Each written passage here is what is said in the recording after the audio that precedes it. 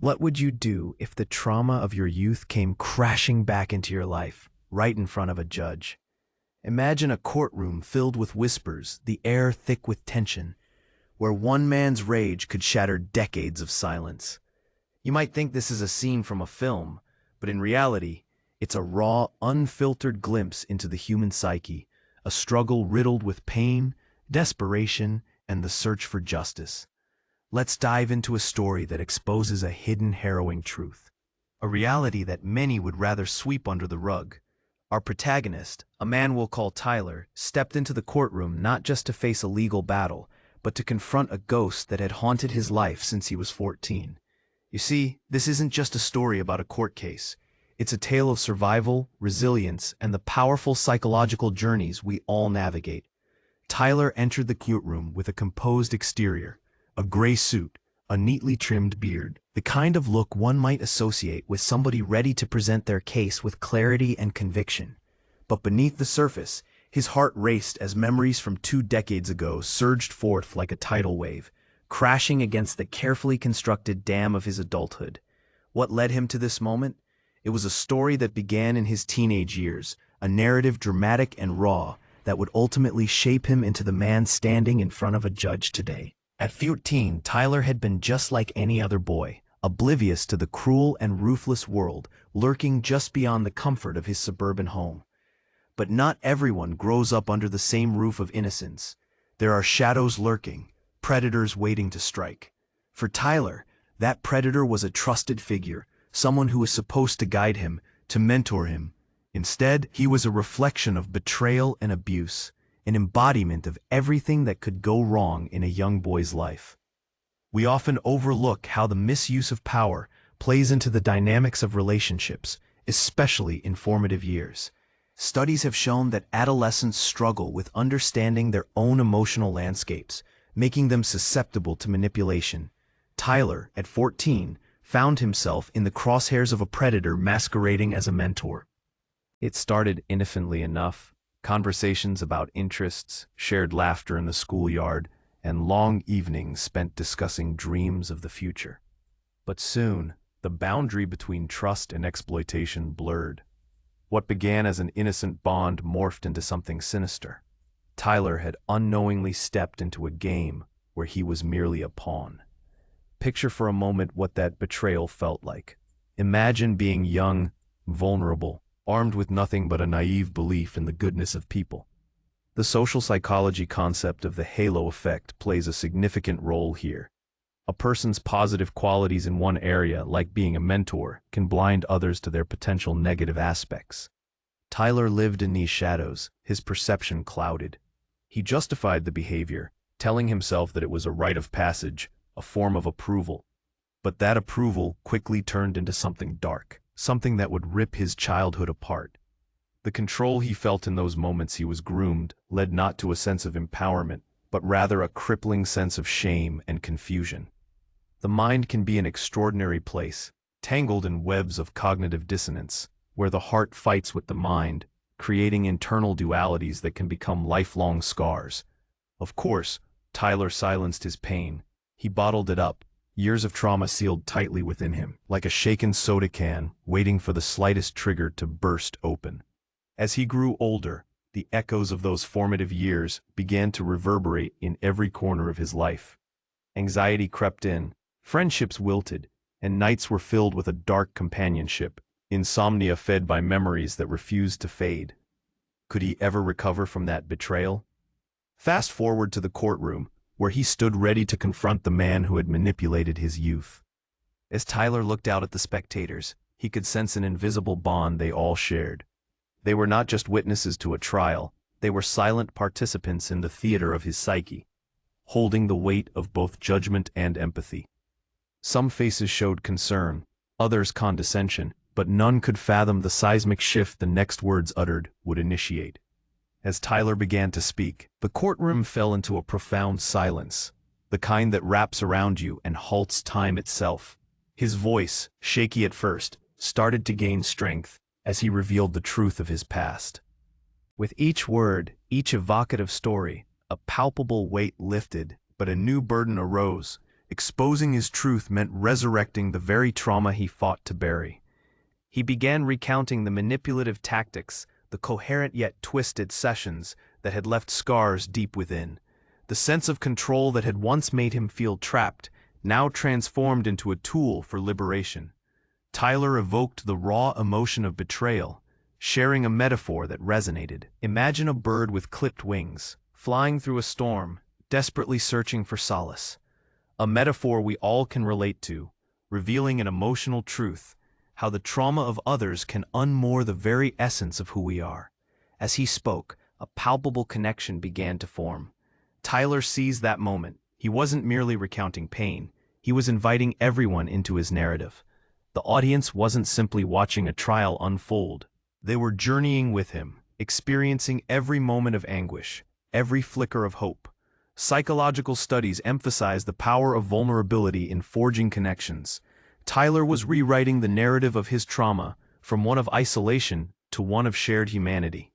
Witnesses in the courtroom blinked back tears, men and women moved by raw honesty, nodding in recognition of familiar struggles. Social media doesn't do justice to the atmosphere swirling in that room. In each person, stories of their own traumas danced in silent synchrony, as Tyler held the audience captive with the gravity of his realization that confronting your truth is not just about seeking justice, it is ultimately about claiming your identity back. Yet, just as the tide of emotions rose, something unexpected rippled through the room, the presence of the very man who had wrought havoc on Tyler's life. There he sat, the supposed mentor, wearing an air of indifference, appearing immune to the storm unleashed. Tyler's eyes locked onto him. The very sight of that man invoked a ferocity that Tyler had to muster the strength to control. What happened next struck a blow so powerful it could shake the foundations of anyone's understanding of redemption and revenge. Tyler, unshackled and bold, began addressing the man directly. "You thought I would remain silent, that the years would bury me." The intensity of his words hung heavily in the air. With each proclamation, Tyler wasn't just trying to win a case. He was crafting a narrative, a history that would ripple through time, staking his claim not just for himself, but for others who felt the weight of silence hanging over their heads. As the courtroom listened, they were swept into the storm brewing inside him. It wasn't merely anger. It was the resurgence of a fighter who had long been dormant. He spoke, not just of the past, but of hope, a vivid reminder that healing begins with acknowledgement, and empowerment begins with the courage to speak out. Yet, in the midst of his catharsis, the judge, presiding over this very emotional scene, appeared to grapple with the gravity of what he was hearing. The very essence of the legal framework seemed to twist and turn, revealing the thin line between justice and cruelty, between healing and vengeance. As Tyler concluded, the atmosphere remained charged, electrified by the raw force of his truth. Hands shook, a collective breath held, and then the tension snapped when the judge acknowledged the complexity of the case, the implications of a young man's story that spanned decades. And just when it seemed the tide was turning in Tyler's favor, with the crowd rallying behind him, the room shifted as the judge called for a recess. What would happen next? Would this powerful statement be enough to tip the scales of justice, or would they fall back into the shadows of indifference once more? The echoes of Tyler's narrative reverberated long after the gavel struck, a tale not merely of one man's journey for justice, but a broader commentary on the human condition and the endless complexities of overcoming trauma.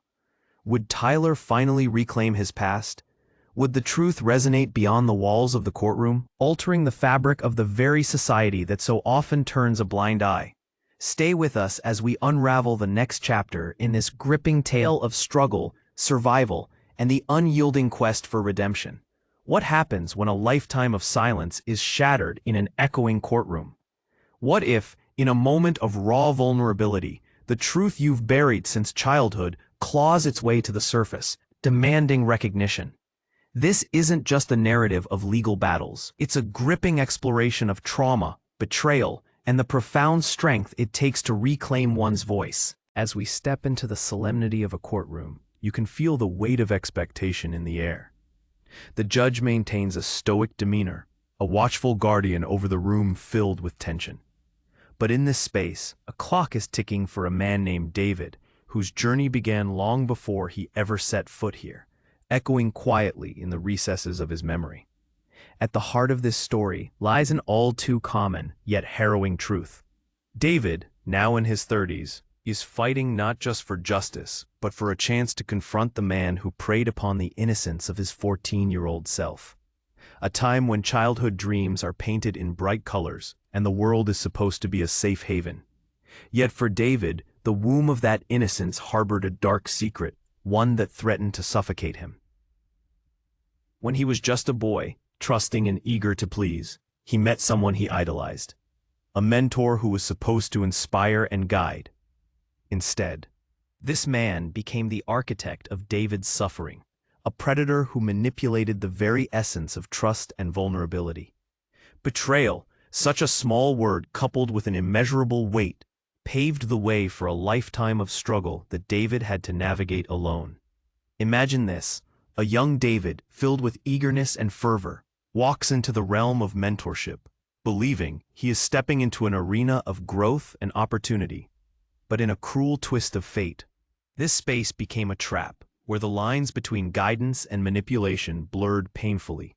An estimated 1 in 4 boys experiences some form of sexual abuse before turning 18, a staggering statistic that shifts the perspective on boyhood innocence into something far more perilous. With this harsh reality looming, David's adventure into manhood transforms into a harrowing journey of survival, one characterized by tangled emotions and hidden scars. You see, the human brain, especially in its adolescent years, is a malleable entity, constantly absorbing, learning, reshaping its understanding of the world. The very relationships we forge can slice deep, either nurturing or devastating. David's experience is a case study in betrayal, a place where love should have lived, but instead manifested as a mask for abuse. As the case unfolds in the courtroom, the tension becomes palpable. David stands tall, but a storm brews within, threatening to drown him in waves of recollection. His eyes scan the audience, searching for the strength he hopes to find in their empathic gazes. With each moment that passes, he feels the tremors of his youthful pain ready to erupt. And then it begins.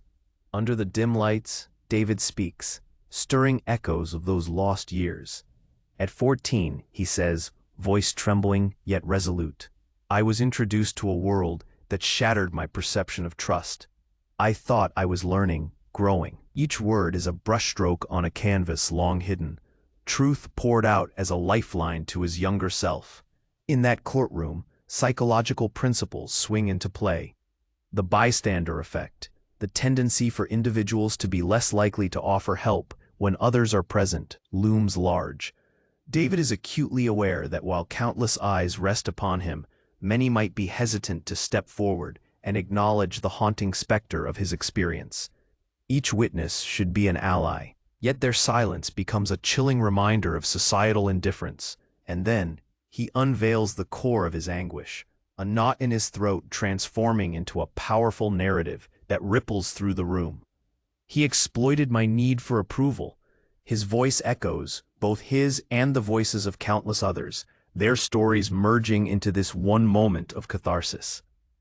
Consider a moment from your own life, one that defines who you are and perhaps lingers unspoken. David, in sharing his trauma, invites others to recognize their own internal battles. It's human nature to crave connection, yet so many of us carry burdens that isolate us. The act of speaking out, though fraught with anxiety, can be an incredibly liberating force. As he continues, the collective breath in the room stills, each person impossibly drawn into his narrative. The reality of those formative years unfolds like a cinematic reel, where moments of innocence slip away amidst manipulation and control. David captures the essence of his 20-year trauma in vivid detail, recapping the ways the abuse warped his adolescence, a time filled with confusion, secrecy, and anguish. With every sentence, David sheds the layers of silence wrapped tightly around his past. The courtroom echoes with his confession, revealing not just his vulnerability, but also illuminating the unacknowledged burdens so many bear. Studies consistently show that victims who speak out not only find their own healing but inspire others as well. A ripple effect of empowerment uniquely tied to vulnerability. Yet amidst this unveiling of truth, David's focus sharpens, and in the back row sits the man who turned his childhood into a battlefield. That predator, cloaked in the guise of authority, seeking redemption in the eyes of the law. Watching David with a calculated facade that almost feels chilling. Anger surges within David, alchemical rage boiling over after decades of silence. This man, so far removed from any sense of remorse, becomes the focal point of David's fury, transforming his anguish into a fire whose flames burn brightly. David's narrative doesn't evaporate, instead it gains intensity. You thought you could silence me forever, that I would remain captive in the chains of your manipulation. His words ring out like a revolver shot, crackling through the air as those in the courtroom lean forward, caught in a web of testimony that is both sobering and liberating. As the judge watches, David's defiance ignites both admiration and disbelief. In his pursuit of justice, he's not just battling for his situation, he embodies the pain of every unseen victim. This isn't just about righting a wrong, it's a powerful enactment of reclaiming agency. A reminder that healing begins not just within oneself, but through the act of bringing darkness into light. But just as the tide seems to turn in David's favor, an unsettling stillness washes over the room. The predator, unyielding, rises, prepared to confront this newfound reality. The mere act of standing is a euphemism for how the oppressive weight of denial stretches for the light, quaking with tension. You might wonder, will denial reign? Or will the echo of truth silence decades of darkness? The air grows electric as emotions collide. David understands all too well that the moment of confrontation could make or break him. For someone like him, the act of facing down the architect of his suffering is akin to dismantling the very fears that have held him hostage for years.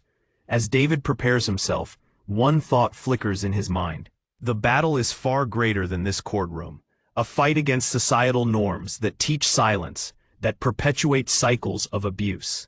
It becomes painfully clear that this isn't just a personal story. It's a mirror reflecting the struggles of countless others, those who perhaps never find the courage to rise. And in that moment of stillness, as the predator readies his defense, the realization tightens in the air. The true victor of this story may not be predetermined by the law at all, but rather by the very act of standing firm against adversity. David's journey has already begun to inspire, to break through those societal chains binding him and others. With a determined gaze, David stands tall, ready to confront whatever comes next, a formidable warrior forged through pain and resilience. But as the first words of the predator break the silence, a pivotal moment looms on the horizon, shaping a fate that will alter lives forever. What will unfold next in this courtroom saga? Can one man's truth catalyze change for others? Or will silence find its way to silence yet again? The tide of justice hangs in the balance, and the next revelation could change everything. Stay with us as we unravel the twists that await, not just for David, but in the very fabric of accountability, acceptance, and the undying quest for freedom. What happens when the very fabric of your childhood is woven with betrayal? What if, years later in front of a judge and a room full of strangers, you finally find the courage to expose the one who shattered your innocence? This is a story of resilience, a journey marked by survival against overwhelming odds, a tale that forces us to confront uncomfortable truths about the world we live in. Picture a courtroom, usually a place of order and decorum, suddenly alive with the remnants of a dark history. There stands a man named Eric, a lifetime of pain bottled beneath a composed exterior. He waits as the echoes of his past claw their way back, demanding their moment in the light. You'd think this setting conjures images of justice, perhaps even redemption. But what if I told you that for Eric, this moment is as much about healing as it is about payback? At just 14, Eric was thrust into a world where trust and safety should reign supreme. Yet, in a twist of fate that so many before him have experienced, the person he looked up to became the very source of his trauma, an adult figure meant to inspire mentorship, but whose true nature twisted his life into a horror story. Imagine Eric as a boy, filled with dreams, wrestling with the typical adolescent woes of fitting in and figuring out his path. He was at that tender age where mentors bloom like summer flowers, impactful, nurturing, and essential for development.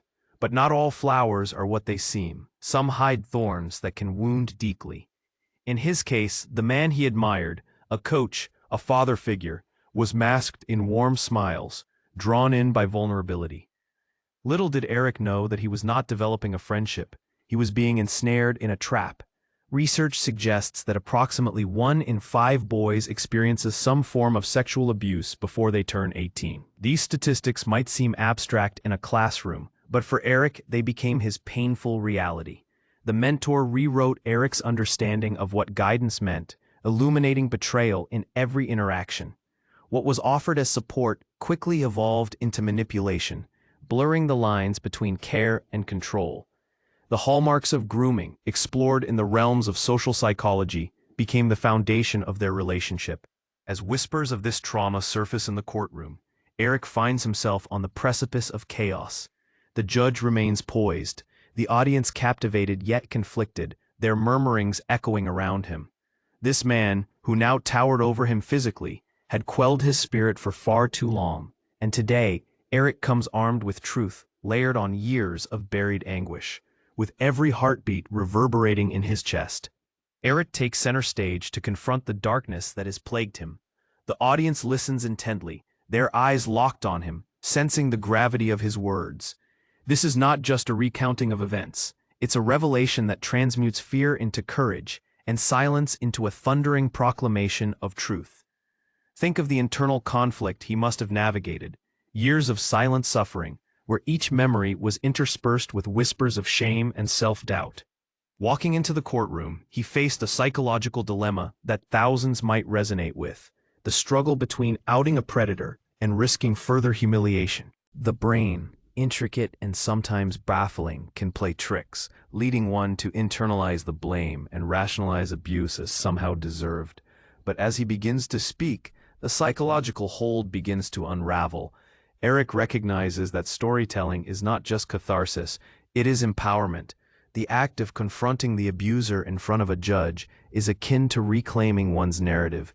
He wonders, swirling with a concoction of anticipation and dread, if anyone in the audience has ever hidden a similar trauma.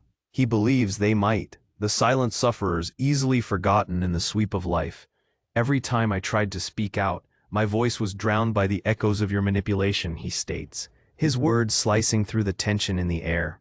The atmosphere shifts, people lean forward, drawn into the powerful cadence of his memories, raw, vivid, and illustrative of the deep scars left by betrayal. In that moment, Eric channels the psychological principles of vulnerability and connection. Studies have shown that when someone shares their pain, it tends to invite others to empathize, creating a sense of community and shared understanding. The bystanders are not just spectators, they become participants, inviting their own suppressed truths to the forefront. As the hours drag on, the courtroom becomes a crucible of emotions. Eric delves into his past, chronicling the daily struggles that became routine, nights filled with insomnia, the search for solace, and the continuous wrestle with shame and self-blame. His narratives are punctuated with metaphors that strike hard. Each visual acts like a pinprick in a swollen heart, slowly releasing years of pent-up grief. Social psychology shows us that such vivid imagery has a profound effect. It lingers long after the words have been spoken, creating lasting impressions on those who hear them. The tension builds within the room as Eric inches closer to the climax of his confession, painting a picture that transcends his own story. It morphs into a universal tale of survival against the odds. The intricate dance between victim and abuser is laid bare, a story that so many can relate to on some level. But just as hope flickers through the atmosphere, the predator remains seated, a smirk forming on his lips, as if clutching onto the very power he stripped from Eric. It's infuriating. The tension in the room thickens as the audience feels the weight of defensiveness coming from that corner. Eric senses the air shift, almost electric, as he prepares to finalize his truth. Imagine this moment, how it must feel to stand up, a lone figure in a sea of doubt, and proclaim one's strength. The human spirit has an uncanny ability to rise, much like a phoenix, but the road to that resurrection is fraught with peril. While societal narratives often vilify the victim for speaking out, here stands a man reshaping that archetype. Eric can feel the collective breath of the witnesses surrounding him, drawing strength from their empathy. Vulnerability binds them together in a beautiful synergy. As he bares his soul, they open hearts and minds they didn't know were closed. He dares to shine light on the darkness of their shared experiences, illuminating pathways of healing and profound understanding. But then, the predator stands, breaking the reverberating silence. The tension spikes, an arrow of anxiety piercing the room. What will he say? What could possibly justify his actions? This is all a fabrication, the man voices, attempting to reclaim his throne of control. The audience seems to hold its breath. The atmosphere shifts, the air thick with disbelief. Eric's heart races. Here he stands, confronting the very embodiment of his fears, yet the stakes couldn't be higher. Will David remain the author of his narrative, or will he be forced to retreat to the shadows of shame once more? The juxtaposition of the silent struggle against an abuser unwilling to take accountability raises further tension in the room. The judge's gaze flickers between the two men, the scales of justice hanging in the balance, ready to tip at a moment's notice. The courtroom transforms into a battleground of ideals, where the line between truth and deceit is razor thin. As the exchange escalates, Eric steadies himself. "You know the truth, even if you're too cowardly to let it show," he asserts, his own voice a beacon of resilience amidst their emotional sparring. This isn't just a legal confrontation, it has morphed into emotional warfare, Eric battling not only for his own dignity, but for the countless others who have remained silent. And just when it seems the tide might turn in David's favor, the judge calls for a recess, a pressure cooker of emotions ready to explode. Will this pause be a moment of reflection, or will it snuff out the embers of hope that have begun to flicker anew? As the courtroom empties, the shadows of uncertainty continue to creep back in. There, caught between past injustices and present realities, Eric prepares for what comes next. A dance between fear and truth, a lifelong journey heading toward the uncharted waters still ahead. What will be revealed in the next chapter? Will Eric's courage ignite a movement, or will doubt and defiance snuff it out? As we venture deeper into this labyrinthine tale of justice, the stakes have never been higher. Stay with us as we unravel the tangible weight of words in a silent battle, a fight for freedom, healing, and truth that echoes far beyond these walls.